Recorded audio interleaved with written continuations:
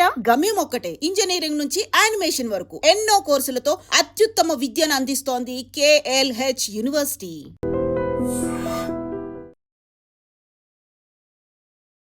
నమస్తే, నేను Kavitha. Welcome to iDream news and నిజాలు.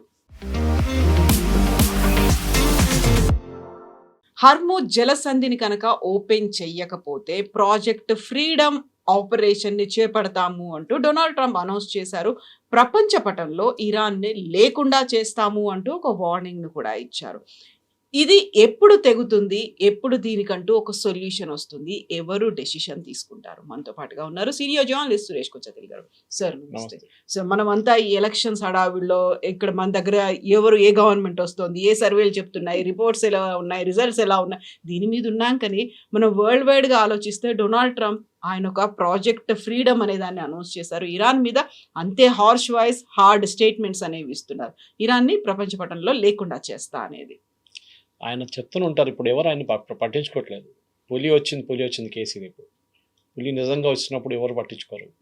అదే కేసు అనమాట.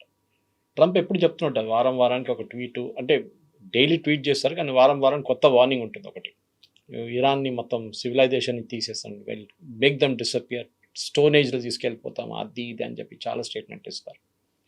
కానీ మన అందరు తెలిసిందే, ట్రంప్ యుద్ధం అంటే యుద్ధం లేదు. ఎందుకంటే యాజ్ పర్ వాళ్ళ చట్ట ప్రకారం ఇప్పుడు యుద్ధం వాళ్ళు చేయలేరు. ఈవెన్ మార్కో రూబియో నిన్న స్టేట్మెంట్, ఆయన అఫీషియల్ స్టేట్మెంట్ కూడా ఇష్యూ చేశారు, యుద్ధం అయిపోయింది, the epic fury is over.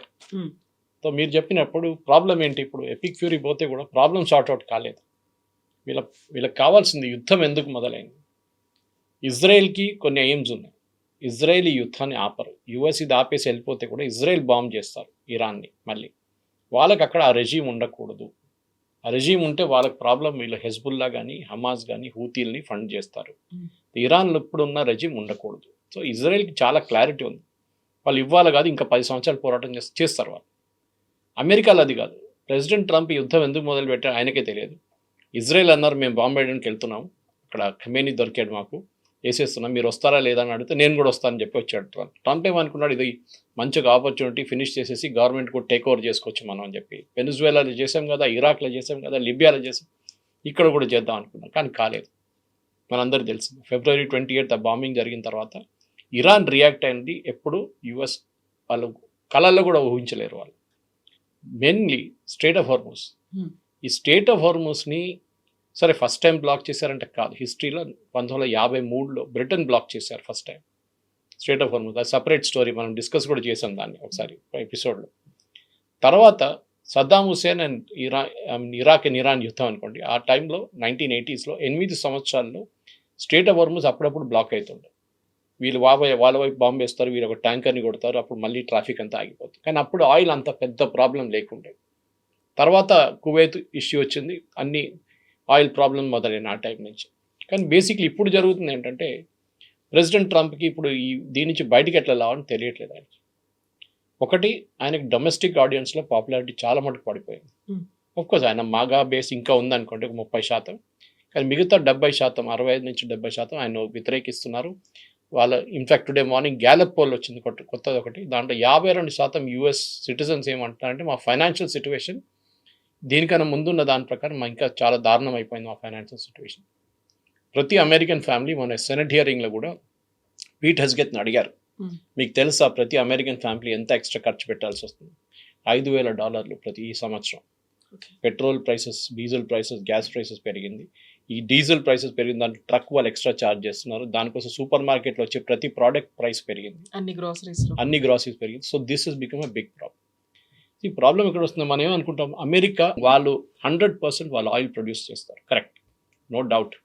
వాళ్ళు బయట నుంచి ఒక బ్యారెల్ కూడా తెచ్చుకోగలరు. కానీ వాళ్ళు ఏం చేస్తారంటే, వాళ్ళు ప్రొడ్యూస్ చేసిన ఆయిల్లో ఒక 30 నుంచి 40% ఎక్స్పోర్ట్ చేస్తారు వాళ్ళు.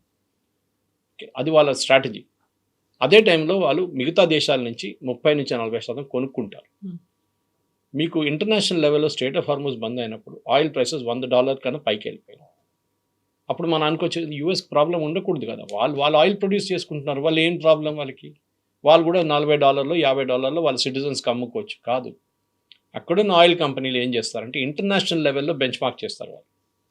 అంటే మీ సౌదీ క్రూడ్ కానీ, బ్రెంట్ క్రూడ్ కానీ, మిగతా ఎక్కడి నుంచి అయినా ఇరాకీ క్రూడ్ ఉండొచ్చు, ఖతార్ గ్యాస్ ఉండొచ్చు. రేట్ ప్రకారమే ఇంటర్నేషనల్ రేట్ డిటర్మైన్ చేస్తారు. సో యూఎస్లో $40-50 ఒక బ్యారెల్ అమ్మాల్సింది అక్కడున్న ఆయిల్ కంపెనీలు వాళ్ళు విపరీతంగా మంచి ప్రాఫిట్ ఏం చేసుకుంటున్నారు. ప్రెసిడెంట్ ట్రంప్ కూడా చెప్పారు నడిమిట్లో ఒకసారి, we will earn a lot of money. అంటే ఆయన ఫ్రెండ్స్ వీళ్ళందరూ ఆయిల్ కంపెనీ ఎగ్జిక్యూటివ్స్ వాళ్ళు they making huge amounts of money అనమాట. చాలా సంపాదిస్తున్నారు డబ్బులు ఇప్పుడు. సో ఈ అమెరికాలో అది ప్రాబ్లం వచ్చి మిడ్ టర్మ్ పోల్స్ రాబోతాయి.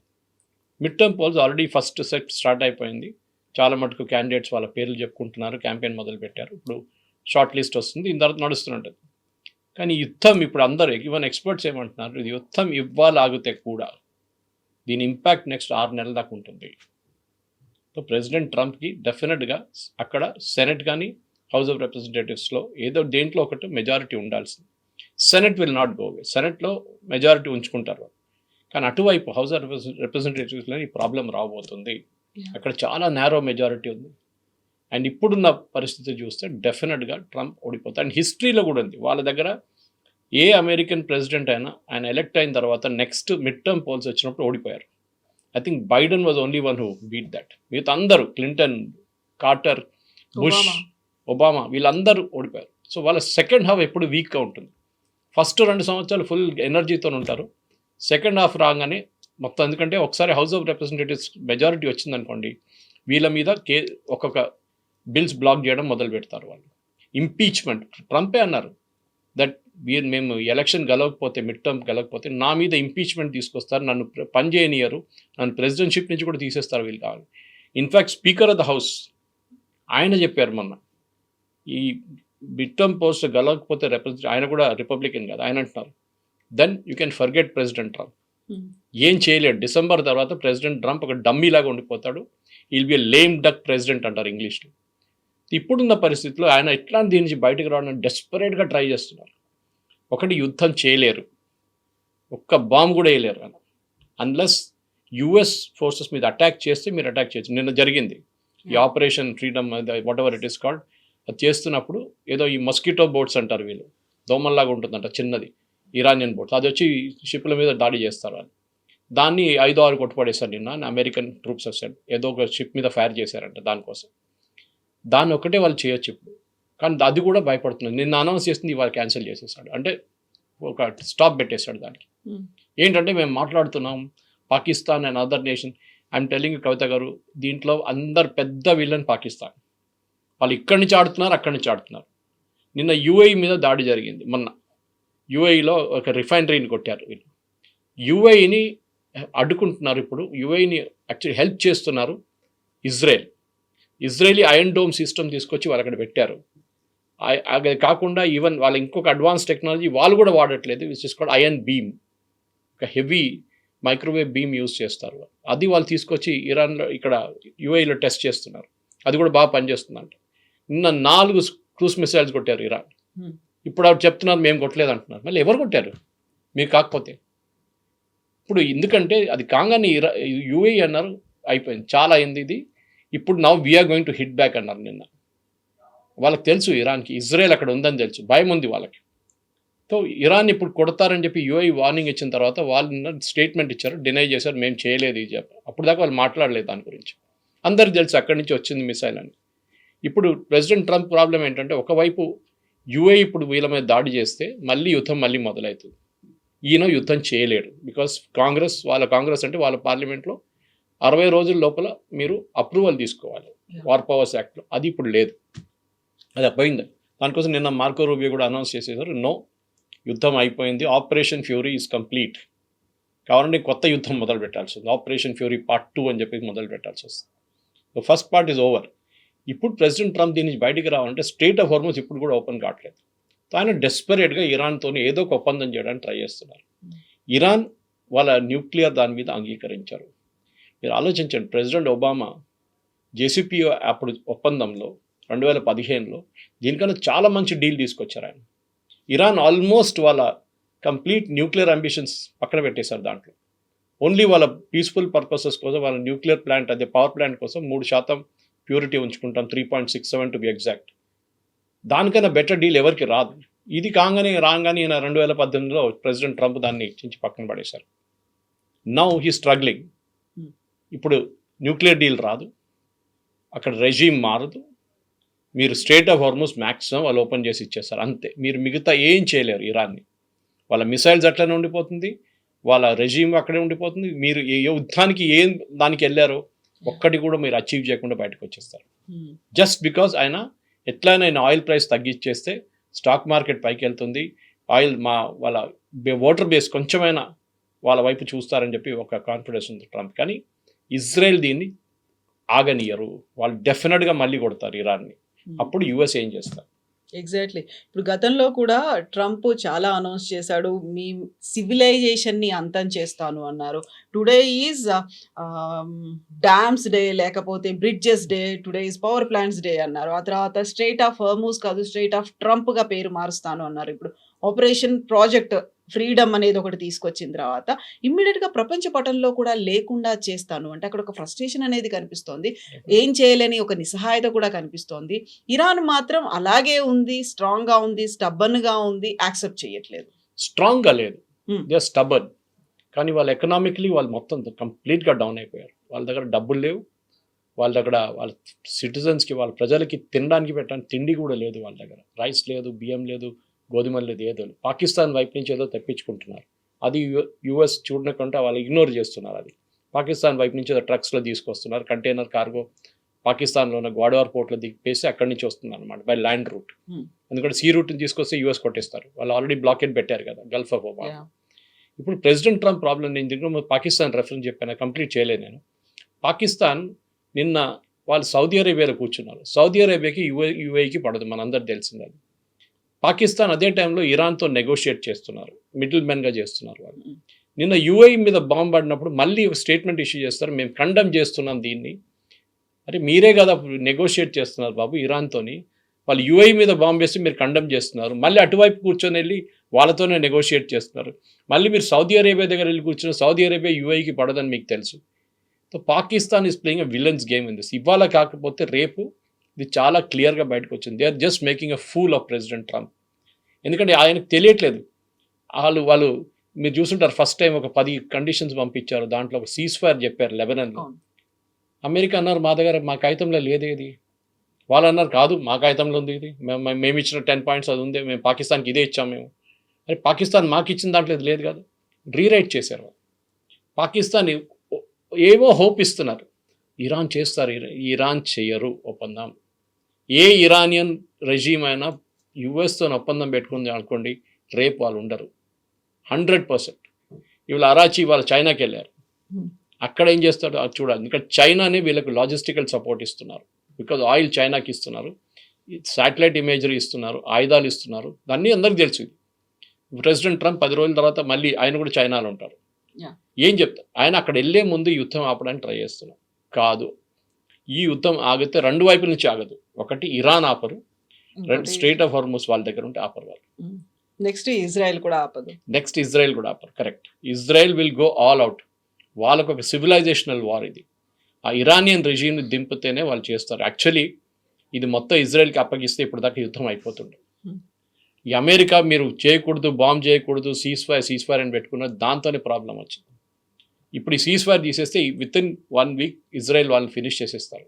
కానీ ఇవి చేయనియరు అమెరికా, అది ప్రాబ్లం. ఎందుకంటే అమెరికాకి భయం అనమాట. అక్కడ వాళ్ళ గల్ఫ్లో ఉన్న అలైజ్ ఏమనుకుంటారు, ఇజ్రాయెల్ వచ్చి బాంబ్ చేస్తారు. అరే యూఏఈలో కూర్చున్నారు ఇజ్రాయెల్, మీకు ప్రాబ్లం ఏంటి? అబ్రహాం అకార్డ్ సైన్ చేశారు యూఏఈ, ఇప్పుడు బహ్రెయిన్ సైన్ చేస్తూ అంటున్నారు, అక్కడ ఇండోనేషియా సైన్ చేస్తూ అంటున్నారు. ద ఎంటైర్ ఇస్లామిక్ వరల్డ్ ఇప్పుడు ఇజ్రాయెల్ వైపు వెళ్తున్నారు, ఒక సౌదీ అరేబియా మినహా, అండ్ ఇరాన్ ఆఫ్ కోర్స్. వీళ్ళందరూ they are all going towards Israel. So ఇజ్రాయెల్కి ఇచ్చేసేయండి. ట్రంప్తోని కాదు ఇది. Trump will not be able to sort this. ఆయన పెద్ద పెద్ద స్టేట్మెంట్లు ఇస్తాడు, we're talking, they have no navy, they no air force, చెప్పు అరిగిపోయిన రికార్డ్ లాగా అదే అదే అదే నడుస్తుంది. ఇంకా ముందుకు ఆయన ఏం కొత్తగా చెప్పలేకపోతున్నాడు. ఎందుకంటే యుద్ధం లేదు, బాంబ్ చేయలేరు. ఇప్పుడు సీజ్ ఫైర్ చెప్పారు ఎక్కడ మన లెబనాన్లో, అది ఇజ్రాయెల్ పట్టించుకోవట్లేదు, హెజ్బుల్లా పట్టించుకోవట్లేదు. మళ్ళీ మీరు ఏం చేశారంట? So he's now between the rock and the hard place అంటారు ఇంగ్లీష్లో. అట్లా ఏం చేయాలని నాకు అర్థం కావట్లేదు. ఒక టాకో అని చెప్పి ఒక టర్మ్ ఉంది, ట్రంప్ ఆల్వేస్ చికెన్స్ అవుట్. పెద్ద అనౌన్స్మెంట్ చేస్తాడు, నేను వాళ్ళు ఫినిష్ చేస్తాను అది అంటాడు, నన్ను నెక్స్ట్ డే అంటాడు నేను సీజ్ ఫైర్. 3వ రోజు మళ్ళీ అంటాడు నేను వాళ్ళని మొత్తం ఇండియా ఎక్కడ స్ట్రీట్ ఇక్కడ కంప్లీట్గా లోకంలో ఎక్కడ లేకుండా ఫినిష్ చేసేస్తాను వాళ్ళు అంటాడు. మళ్ళీ అదే సీజ్ ఫైర్. మీరు చెప్పినట్ల బ్రిడ్జ్ డే, డ్యామ్ డే, ఆ డే, ఈ డే, ఎలక్ట్రిసిటీ డే అంటాడు. మళ్ళీ then again he chickens out. ట్రంప్కి ఇప్పుడు ఏం చేయలేని పరిస్థితికి వచ్చేసారు ఆయన. Literally a lame duck president. నవ్వుతున్నారు అమెరికాలో ఆయన మీద. మా ప్రెసిడెంట్ ఇంత వీక్ అయిపోయాడు. ఇప్పుడు చూడండి, నిన్న ఒక ప్రాజెక్ట్ అది అనౌన్స్ చేశారు, 10-20 షిప్పులు మూవ్ అయినాయి. అప్పుడు ఇమ్మీడియట్గా విత్డ్రా చేశారు. అప్పుడు అక్కడ 2000 షిప్స్ పడి ఉన్నాయి పర్షియన్ గల్ఫ్లో. 2000. దాని మీద ఉన్న పర్సన్కి నీళ్ళు లేదు, తిండి లేదు, తాగడానికి నీళ్ళు లేవు, అక్కడ తిండి దొరకట్లేదు వాళ్ళకి, అక్కడ సీఫేరర్స్కి. ఆలోచించండి వాళ్ళు ఎట్లా ఉంటారు, వాళ్ళు ఎట్లా వస్తారు బయటికి. మీరైనా మీరు ఒకసారి అనౌన్స్ చేస్తే కంప్లీట్ చేయాలి ఉంటుంది. If you're not capable, don't announce it. చేసిన తర్వాత వాళ్ళకి హోప్ ఇచ్చారు మీరు, వాళ్ళందరూ మూవ్ చేయడం మొదలుపెట్టారు. సడన్గా యూ అనౌన్స్డ్, మళ్ళీ వాళ్ళు తిరిగి వెళ్ళాల్సి వస్తుంది. ఇది ఆయన ఐమ్ టెల్లింగ్ యూ, ఒక అమెరికాని ఇంత డిజాస్టర్గా ఉన్న ప్రెసిడెంట్ ఎవరు చూడలేదు వాళ్ళ. Is the biggest disaster. ఇది నేను కాదు, మీరు ఏ అమెరికాలో ఏ channel except Fox News which is his channel, మిగతా అన్ని ఛానల్స్ చూడండి, వాళ్ళు న్యూయార్క్ టైమ్స్ వాళ్ళ పొద్దున కూడా వాళ్ళ ఆర్టికల్స్ నేను చదువుతున్నాను దాని గురించి. Same thing they saying, he is a disaster. ఇంత పెద్ద డిజాస్టర్ వాళ్ళ దగ్గర రాలేదు. ఆయనకు ఒక్కటే ఉంది, డీల్ చేయడం. ఆయన రియల్ ఎస్టేట్ మనిషి. స్టీవ్ విట్కాఫ్ లాంటి అబ్సల్యూట్లీ యూజ్లెస్ ఫెలోని పంపించడం. ఆయనకి ఏం తెలియదు ఇంటర్నేషనల్ డిప్లొమసీ గురించి. He was another real estate agent. మళ్ళీ ఆయన son in law Jared Kushner, ఆయన ఏం చేస్తాడు, సౌదీ అరేబియా దగ్గర వెళ్ళి డబ్బులు తీసుకుంటాడు, ఇక్కడ మన యుఏఈ దగ్గర వెళ్ళి డబ్బులు తీసుకుంటాడు ఆయన కంపెనీ కోసం. అక్కడి నుంచి 5 మిలియన్, ఇక్కడి నుంచి 10 మిలియన్, అక్కడి నుంచి 20 మిలియన్. ఇదే ఆయన పని. దానికోసం పంపిస్తున్నాడు ఇట్లాంటి పని మీద. This should be investigated. ఇప్పుడు కాకుంటే అట్లీస్ట్ ట్రంప్ పోయిన తర్వాత దీని మీద మొత్తం ఇన్వెస్టిగేషన్ ఉండాలి. జారెడ్ కుష్నర్ కంపెనీలో డబ్బులు పెట్టుబడి ఎవరు పెడుతున్నారని. దట్స్ అ సెపరేట్ స్టోరీ అనుకోండి. Yeah. So first Islamabad talks అనుకున్నారు, అరాక్చి ఇస్లామాబాద్ వెళ్ళారు, ఆ తర్వాత మాస్కోకి వెళ్ళారు, పుతిన్తో మాట్లాడారన్నారు. అక్కడ ఏమైంది అనేది డెవలప్మెంట్ అవుట్కమ్ అనేది బయటికి రాలేదు. నెక్స్ట్ ఇప్పుడు చైనాకు వెళ్తున్నారు, చైనాతో మాట్లాడుతున్నారు. దేనికోసం మాట్లాడుతున్నారు? సీజ్ ఫైర్ కోసమా, యుద్ధం ముగియడానికా, లేకుంటే ట్రేడ్ టాక్స్ కోసమా, హర్మూస్ కోసమా, దేనికోసం మాట్లాడుతున్నారు? యాక్చువల్లీ అరాచీ పొజిషన్ చాలా డెలికేట్గా ఉంది. లాస్ట్ టైం ఆయన తిరిగి వచ్చినప్పుడు ఆయన్ని ఆ పొజిషన్ నుంచి తీసేస్తున్నారని చెప్పి పెద్ద న్యూస్ వచ్చింది ఇరాన్లో. ఆ తర్వాత జరగలేదు. ఎందుకేమో వాళ్ళు అనుకుంటారు బహుశా ఇంకెవరు మాట్లాడనుకున్నారు, ఎవరు లేరు కదా, ఈయన ఉన్నాడు ఒకడు, ఈయన కూడా తీసేస్తే మళ్ళీ ఎవరు వెళ్తారు రేపు. ఓకే, గాలిబాఫ్ని పంపించాల్సి వస్తుంది, స్పీకర్ని. ఆయన అంత ఆర్టికులేట్ కాదు. దిస్ గై అట్లీస్ట్ అరాచీ చాలామంది ఆయనకు తెలుసు, చాలా సంవత్సరాల నుంచి డీల్ చేస్తున్నారు ఆయన. సో బహుశా దానికోసం ఉంచుకున్నారు. అరాచీ ఏం కొత్తగా తీసుకురాలేకపోతే రష్యా దగ్గర వెళ్ళారు. ఏమైంది? రష్యా అన్నారు వీ విల్ హెల్ప్ యూ, కానీ ఏం చేస్తారు? రష్యాకి అక్కడ యూక్రెయిన్తో గొడవ నడుస్తుంది. చైనా ప్రాబ్లం ఏంటి? యూఎస్ వాళ్ళని ఎంత మటుకు ట్రై చేస్తున్నారు షట్ డౌన్ చేయడానికి, అది చూస్తున్నారు యూఎస్. అది మీరు సెమీ కండక్టర్ నుంచి, మీరు రేర్ ఎర్త్స్ నుంచి అన్నీ చేస్తున్నారు. చైనాకి ఆయిల్ ఈ బ్లాకేడ్ ఎందుకు చేశారు చెప్పండి? ఈ బ్లాకేడ్ ఇరాన్లోనే ఇప్పుడు జరిగిన హర్మూస్ బ్లాకేడ్లో, ఇరాన్ వైపు కాదు, నేను అమెరికా వైపు నుంచి చెప్తున్నాను. అమెరికా ఎందుకు బ్లాక్ చేశారు? ఇరాన్ నుంచి ఏ ఆయిల్ బయటికి వెళ్ళకూడదు. ఇరాన్ నుంచి మ్యాక్సిమం 90% ఆయిల్, ఇప్పుడు కూడా 95% ఆయిల్ కొనేది చైనా. చైనాని కొట్టడానికి చేశారు ఇది. మనం కూడా ముందు కొంటుండే, అది మళ్ళీ శాంక్షన్స్ వచ్చిన తర్వాత we gave it up. China వాళ్ళు శాంక్షన్స్ పట్టించుకోరు. చైనాకి మంచి రేట్లలో ఆయిల్ ఇచ్చేది. ప్రతిరోజు 6 నుంచి 7 పెద్ద సూపర్ ట్యాంకర్స్ వెళ్తుండే కార్గ్ ఐలాండ్ నుంచి, పర్షియన్ గల్ఫ్ నుంచి, స్ట్రేట్ ఆఫ్ హార్మస్ నుంచి చైనాకి వెళ్తుండే, మలకా స్ట్రేట్స్ నుంచి. ఇది ఇప్పుడు ఆపేశారు యూఎస్. చైనా దగ్గర ఇప్పుడు చాలా పెద్ద క్రైసిస్ నడుస్తుంది, ఆయిల్ క్రైసిస్. వాళ్ళ దగ్గర 230 రోజుల స్ట్రాటజిక్ పెట్రోలియం రిజర్వ్స్ ఉంది, అది ఇప్పుడు వాడుకుంటున్నారు వాళ్ళు. వెనిజువేలా నుంచి ఆయిల్ బంద్ అయిపోయింది వాళ్ళకి, చైనా నుంచి రావట్లేదు వాళ్ళకి. ఇప్పుడు వచ్చేది రష్యా దగ్గర నుంచి ఒకటే. ఆ కెపాసిటీ సప్లై చేయడానికి ఎవరి దగ్గర లేదు ఇంత. So China is the bigger crisis. So ఎట్లయినా ఇప్పుడు ఇరాన్ ఈ ఇష్యూ సార్ట్అవుట్ అయిపోతే వాళ్ళకి పెద్ద అడ్వాంటేజ్. అది వాళ్ళు కూడా దానికోసం చూస్తున్నారు, మేము సహాయం చేస్తాం, ఎందుకు మాకు యుద్ధం ఎట్లయినా ఆపాలి, మాకు మా ఆయిల్ కావాలి. తర్వాత యూఎస్ కొట్టుకుంటారో ఇజ్రాయెల్ చేస్తారో మాకు తెలియదు, కానీ ఇప్పుడు for now we need oil.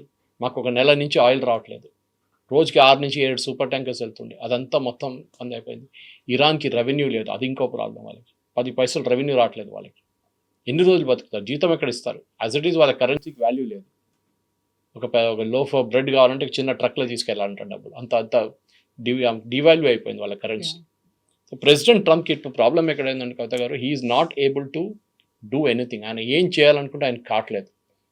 మీరు స్టార్టింగ్ నుంచి అనలైజ్ చేయండి. డే 1 నుంచి ఫిబ్రవరి 28 తర్వాత ఆయన ప్రతి మూవ్ చేసింది it has been a disaster.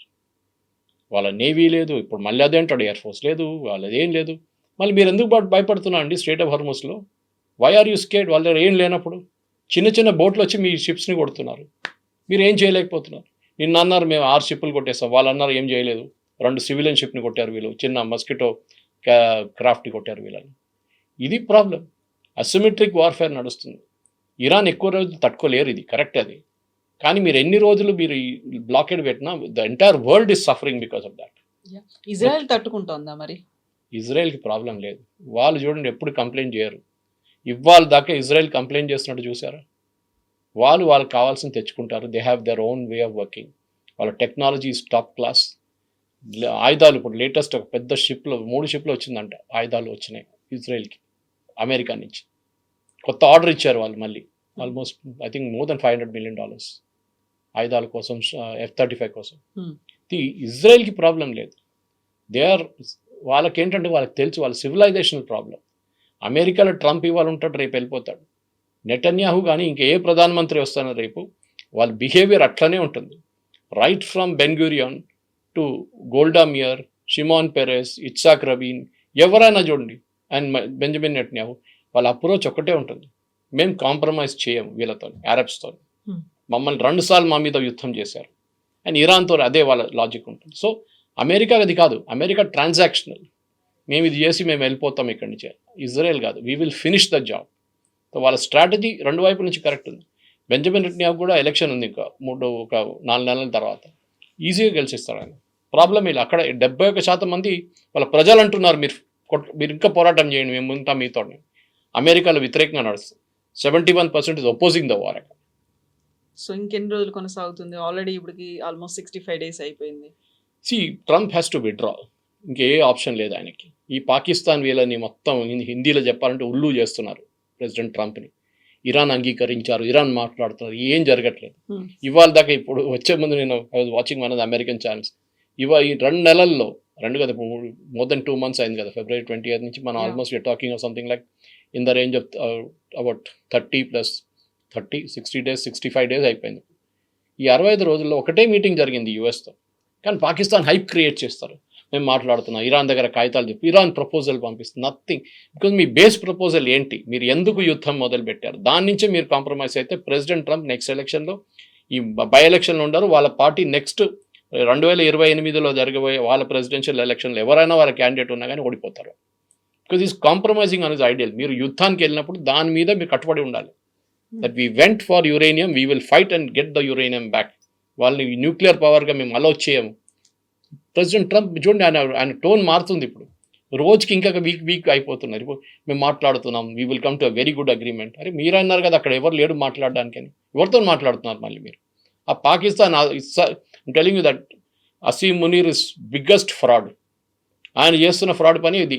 నడిమిట్లో అమెరికాలో ఉన్న కొంత ఎంపీస్ వార్న్ చేశారు that this fellow the big fraud. ఎందుకంటే he's a terror supporter, he's a terror provider. ఆయన మీరు ఎప్పుడు నమ్మకూడదు. ఇరాన్లో ఉన్న రెవల్యూషనరీ గార్డ్స్తోని చాలా మంచి కనెక్షన్ ఉంది ఆయనకి.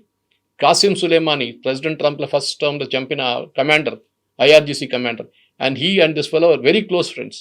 అప్పుడు Asim Munir was ISI chief ఆ టైంలో. ఎందుకు బిలీవ్ చేస్తారు అని? ఒట్టి ఇరాన్ కూడా చాలా మంచి గేమ్ ఆడుకుంటున్నారు వీళ్ళతోని, అసీమ్ మునీర్తోని. అప్పుడప్పుడు ఒక చిన్న కాగితం పంపించారు, ఈ మాదర్ ఐడి కండిషన్ మేము. తర్వాత ప్రెసిడెంట్ ట్రంప్ అన్న not good, okay no problem పంపించాడు, మళ్ళీ ఇంకా 1 week ఉడికిస్తున్నారు. దీని ఇంపాక్ట్ లోకం మీద పడుతుంది చూడండి. ప్రతి ఇంటికి, మన దగ్గర ఉన్న ఇల్లు కూడా, మన గ్యాస్ సిలిండర్లు చూడండి, అంటే కమర్షియల్, మన దగ్గర అట్లీస్ట్ గ్యాస్ వస్తుంది మన దగ్గరికి. మీరు మిగతా దేశాలు చూడండి, శ్రీలంక చూడండి, నేపాల్ చూడండి, బంగ్లాదేశ్, వాళ్ళు మనం ఇస్తున్నాం వాళ్ళకి, వాళ్ళ దగ్గర ఏం లేదు. ఆస్ట్రేలియా చూడండి, 500 ఫ్లైట్స్ క్యాన్సిల్ అవుతున్నాయి యూరోప్లో ప్రతిరోజు. ఇవాళ యూఎస్లో ఇవాళ నుంచి మొదలవుతుందంట crisis, gasoline jet fuel crisis. ఆలోచించి మన దగ్గర లేదు కదా, మన దగ్గర ఫ్లైట్లన్నీ టైంకే నడుస్తుంది కదా. మళ్ళీ మన గవర్నమెంట్ని తిడతారు, ఓ అది అయింది ఇది అయిందని చెప్పి. ఒకటే, they increase the price of commercial gas cylinder. అది చేయాల్సిందే, బికాజ్ వాళ్ళకి they cannot take the losses. ఇప్పుడు కూడా పెట్రోల్ ప్రతి లీటర్ మీద ₹23, ₹25 లాస్ నడుస్తుంది. డీజిల్ ₹100 లాస్లో అమ్ముతున్నారు ప్రతి లీటర్లో.